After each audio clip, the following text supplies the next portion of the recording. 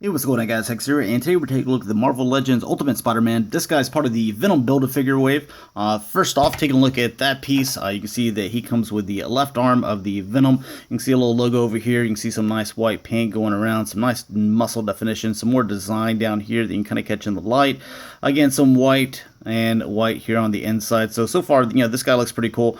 Missing 3 pieces of the Build-A-Figure from figures that I decided not to pick up, so I'm going to have to track those down. But you can see that you're going to have the articulation right here. You're going to have the bicep swivel. You're going to have the elbow articulation. You're also going to have the wrist rotation here and going left to right. So as far as this Ultimate Spider-Man, before we get into the figure, the accessories that he comes with 3 sets of hands.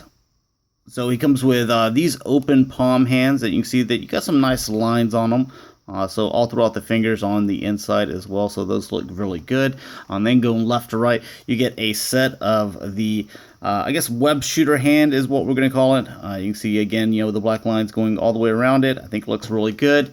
And then you also get a set of these fist, which is, important to have for Spider-Man. So all 3 of those sets look really good. The only problem is with this guy that I think you're missing as far as accessories goes. I would like some kind of, little web or something, that you could use, that you could like plug in there or something like that. It didn't have to go that far, but I think that would have been helpful.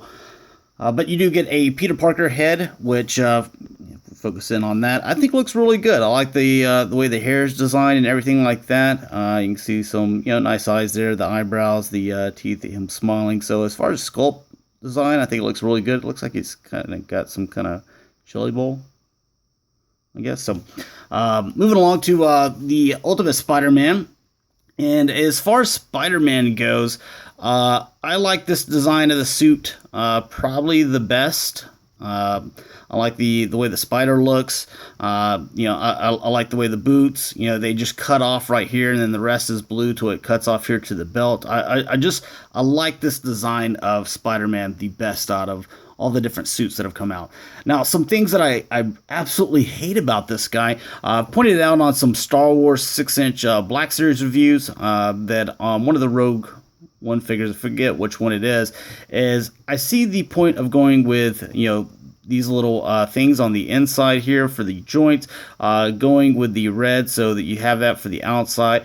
But I've seen on Hasbro, which this is made by as well, on the Star Wars Black Series, to where you did that and you left those red, but then you came along over here and painted them blue, where on this guy you just left them red, which that's an eyesore. That looks horrible. Then you come here in the shoulders. If you open those up, again, I don't see the point of why did you even use red on the connectors for the inside of the shoulders? Why not just use blue? Because, I mean, you're not seeing any part of that shoulder anywhere else. Why did you go with red? There was no reason for it, so it should have been blue to from the get-go. So that's another thing that I just think that, whenever you do it like this, I mean, that whole thing looks stupid because this is supposed to be blue, that's supposed to be blue, same over here. So as far as complaints go, those are the only ones that I really have. I would have liked the webbing thing, but even without it, it's not, I guess, that big of a deal. Because I like the design of this guy so much better than some of the ones that did have some stuff like that. I don't understand this. That doesn't make any sense. So you could have painted those up. You did it on Star Wars figures. So as far as the rest of the figure goes, the suit, like I mentioned before, I love this. With the little classic look back there. Everything looks good. What you expect a Spider-Man figure to look like.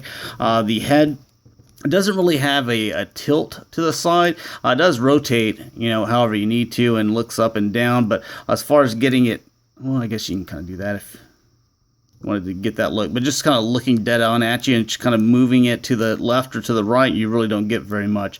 But it does go back and forth. It does have that neck joint. The shoulders kind of already showed this, so they go out thus far, and they rotate however you need to. The biceps, they swivel. You do have that double articulation here in the elbows, which is good, especially for a character like Spider-Man.